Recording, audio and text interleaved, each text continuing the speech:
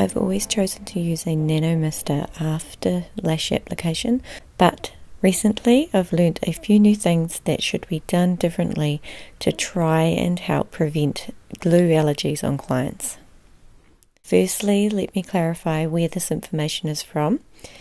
I follow Hilary Brand from My Brand Lashes, and very recently she covered off why we should be rinsing or shampooing the client's lashes after application. I'm going to explain why we should be doing that in this video.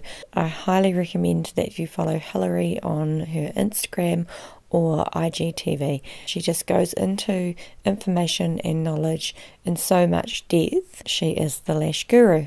Here's why we should be shampooing lashes or washing them after lash application.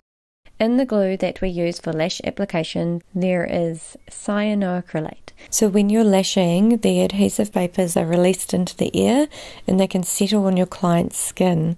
And unless they're rinsed off, they're going to stay there. And that's going to create a possibility of irritating the skin long after the lash application.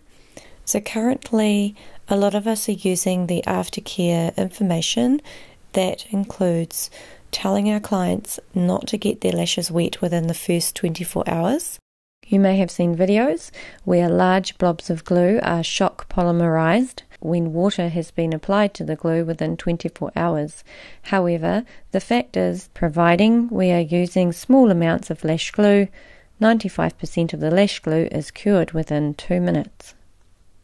So we actually can shampoo or rinse the lashes 5 minutes after the last lash has been applied to make sure we are cleansing off any of the glue vapors which could cause irritation or create an allergic reaction to the glue.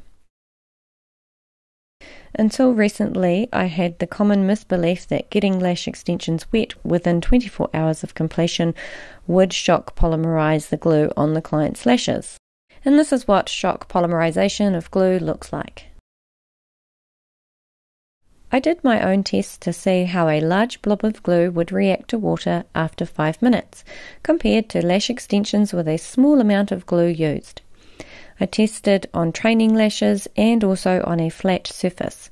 I trialled with a nano mister and I also trialled with lots of water. After waiting 5 minutes and then getting the lashes wet, I could see that the lashes did not shock polymerize.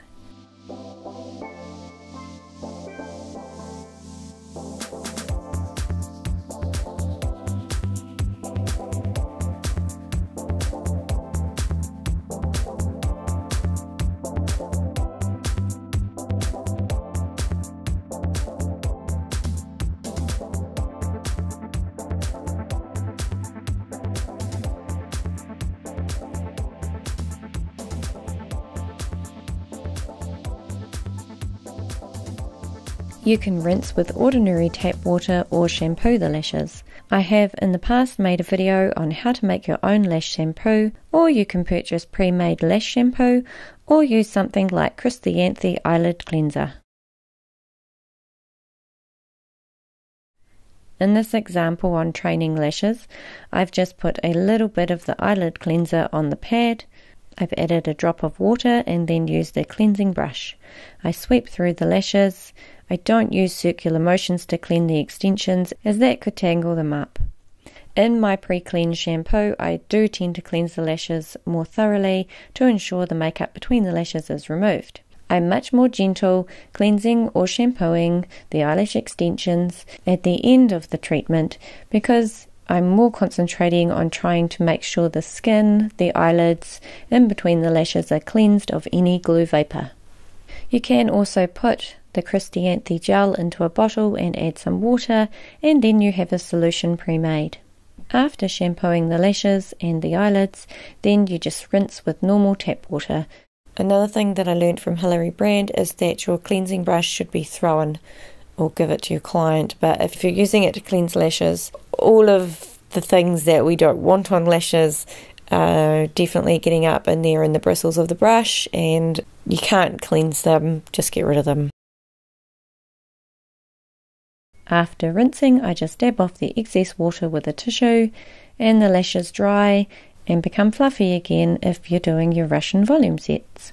So another thing I wanted to mention, which I haven't used on clients, but Designer Lashes sent to me, and it's a barrier cream. This is it here. You don't apply it to under the eyes because you've got your eye pads under the eyes protecting the skin, but you apply it from just above the lash line, over the lid, up to the eyebrows. So what it does is it creates a barrier so that the skin is protected from the glue vapors settling on the skin. As the lashing industry evolves, we all learn new information. For me, this was new, so I'm sharing that information with you. If you're a lash tech, maybe this is new for you too. I wouldn't have known this information if I wasn't following some amazing lash techs myself and continuing to want to learn. I recommend you follow Hilary Brand from My Brand Lashes on Instagram and IGTV. Thanks for watching today. I'd love to hear what you think. Leave a comment below. Don't forget to like and subscribe. Have a great day.